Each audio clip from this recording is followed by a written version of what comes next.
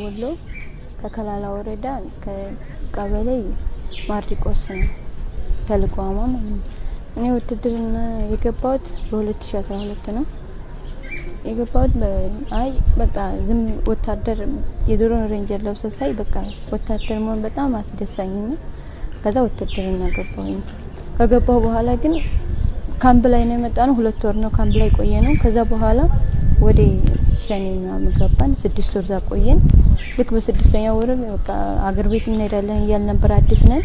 ያው እንደዚህ ሰሜን ውስጥ ተጠቃሚ ነው ሲባል ወደዚህ መጣን። በምንም እንዳመጡን አላወንም። ግቡ ነው ተባለው። እኔ እንኳን ቆቦ ላይ ሲደርስ አገሬ ደሴ ስለሆነ በዛ ለመሄድ ፈልጌ መታወቂያ ሁሉ አሰርቼ በቃ ምክንያቱም እኔ ውጊያ ምናምን አልወደድኩትም። በቃ ፍላጎትም የለኝም።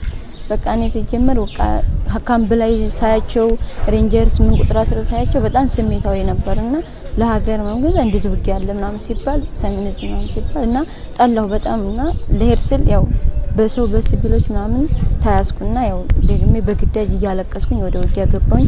መጀመሪያም ውጊያ ምሽግ ሲሰበርም ወደ ኋላ ቀረሁ። ሁለተኛም እንደዛ ያው በዚሁ ቀጠል።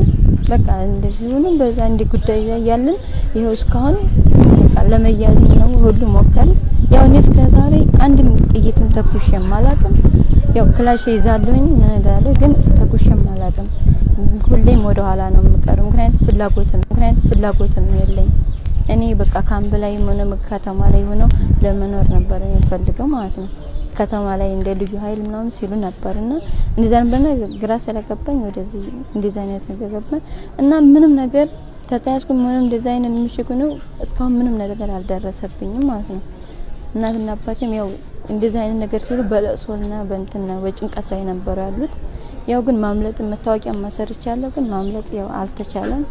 ያው አመራሮች የሆነ ነገር መታወቂያ ምናምን ሲያገኙብን እናንተ ጁንታ ናችሁ በቃ ወደ ጁንታ ለመመለስ ነው ብሎ እኛን ብዙ ነገር ብለውኛል ማለት ተገምግም ያለሁኝ አንቺ ተልኳላችሁ ምናምን ይላሉ። ግን እኔ ተልኮም ምንም የለኝ ግን ውጊያ ፍቅርም የለኝም ምንም አላማም የለኝም ነበር ማለት እና ምንም አሁን ግን ምንም በቃ ተታያዝኩ በኋላ አሁን ተለቂ ከቤተሰቦቼ ጋር ነው። በፊትም አልፈልግም አሁንም ከቤተሰቦቼ ጋር መሄድና ከቤተሰብናትና ከአባቴ ጋር መኖር ነው የምፈልገው ማለት ነው እንጂ ደግሜ ተለይ አልহামዱሊላህ በአላህ ፍቃድ አላህና አምኜ እስካሁን በአላህ ነው ምንም ነገር አልደረሰብኝም። ከአንዴ ማራቴ ስንዋጋም ምንም ነገር አልደረሰብኝም። ጓደኞቼ ጣገቤ ሲሞቱ ምን ብዙ ነገር ሲደርስባቸው ምንም አልሆንኩኝ። ይሄው ለመያዝ አብቅቻለሁ። አሁን ደግሞ ከዚህ ራብም በቃ ሲያገኙ አማራና ኦሮሞ ይገላሉ ይቆርጣሉ ምናምን ነበር የሚሉት ማለት ነው። እንዴት ነው ጁንታ እንዴት ነው የሚያደርገው? ግን ምንም ነገር ገብተን ታላየነው ከውጭ ሆነ ብዙ ነገር እንሰማለን። ቤተሰብ ጁንታ እንዴት ነው የሚያደርገው? ግን ምንም ነገር ገብተን ታላየነው ከውጭ ሆነ ብዙ ነገር እንሰማለን። ቤተሰብ ብዙ ነገር ይሰማል በቃ ይጨናነቃል። ግን ወደ ውስጥ ገብተን ታላየነው ሁሉን ነገር ማመንና ማየት አንችልም። እስካሁን ምንም ነገር አልደረም። ተታያዝን ጀምሮ አማራንን ብዬን መጀመሪያ ለምስጋበ ነው ምንድነው በእርሻ አማራን ያልኩት ምንም አልሆንኩም። እስካሁን በቃ በአላህ ፍቃድ ምንም ነገር አልደረሰብንም።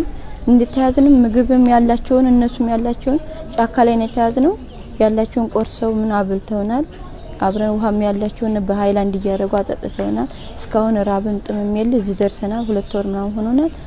ደግሞ ባላህ ፍቃድ እንወጣለን ብዬ አስባለሁኝ። በሳምንት እናትና ከአባቴ ጋር ገናኛለሁ ብዬ አስባለሁኝ።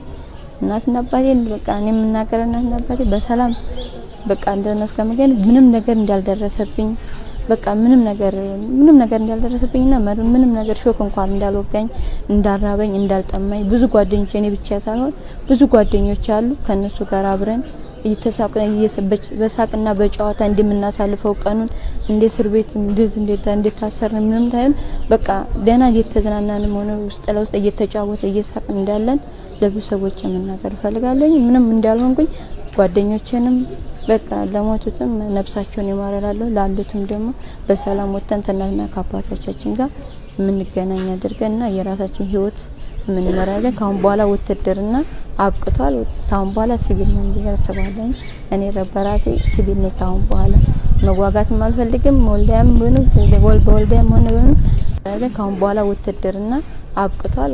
ካሁን በኋላ ሲቪል ነው እንዲያስባለኝ እኔ በራሴ ሲቪል ነው። ካሁን በኋላ መዋጋትም አልፈልግም። ወልዳም ሆነ በወልዳም ሆነ አርቄ ባጋሪ መጥፋት እንፈልግ